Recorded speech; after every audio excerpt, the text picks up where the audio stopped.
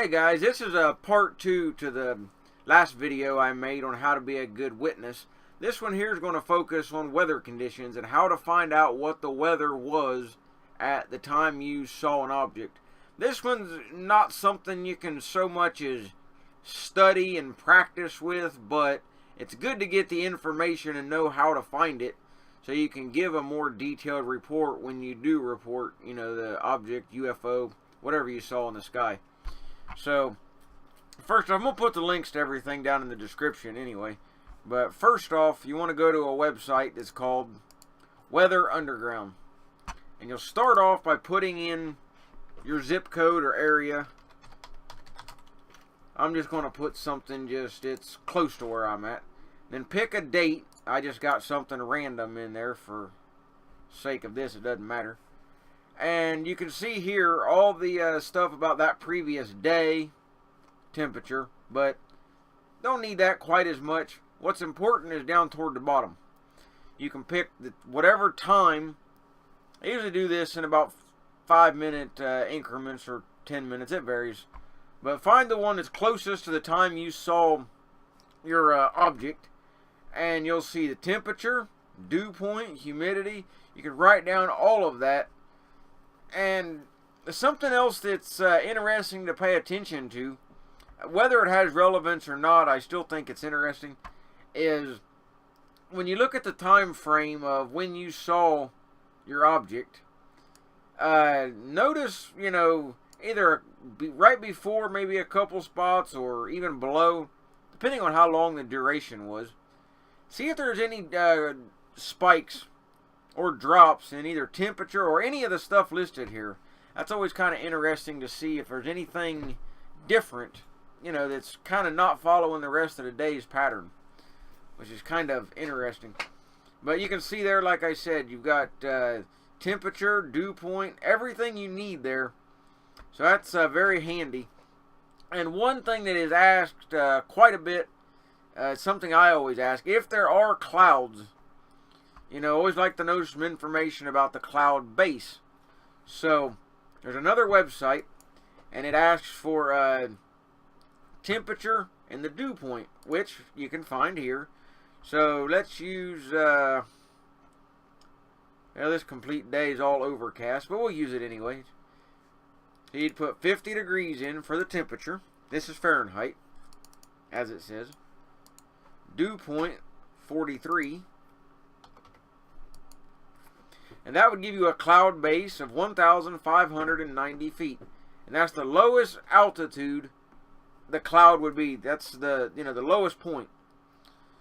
So if you was going to, take a ladder and climb to the cloud, that would be the minimum you would need to get to the very bottom.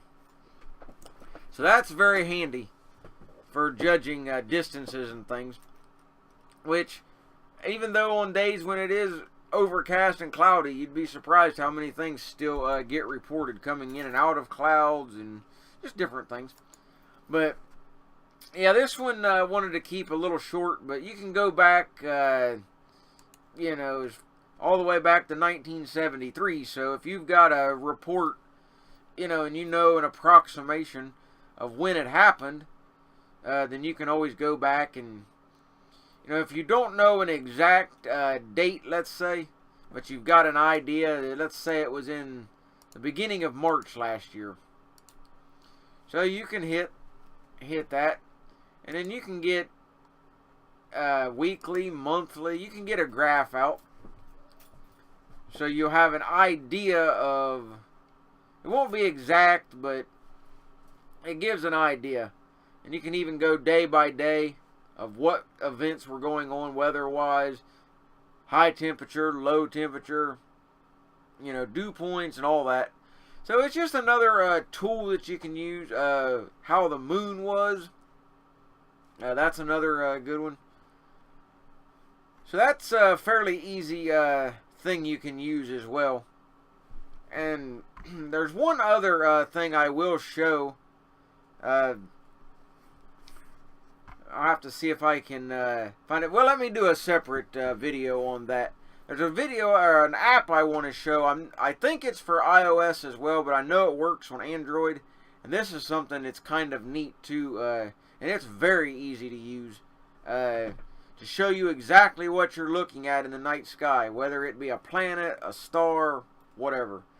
So that's something I'll show that I think's a handy tool to have. Plus, it's just fun to mess with. If you got your kids out in the yard or something, especially if you've got if you're at home and you can use your Wi-Fi, then you could use your tablet and, on a bigger screen and have fun with the kids, show them what's out in the sky, and that makes it kind of fun.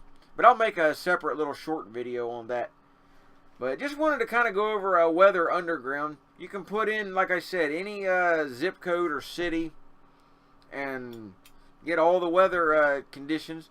So then when you're filling out your report, you can include all of that.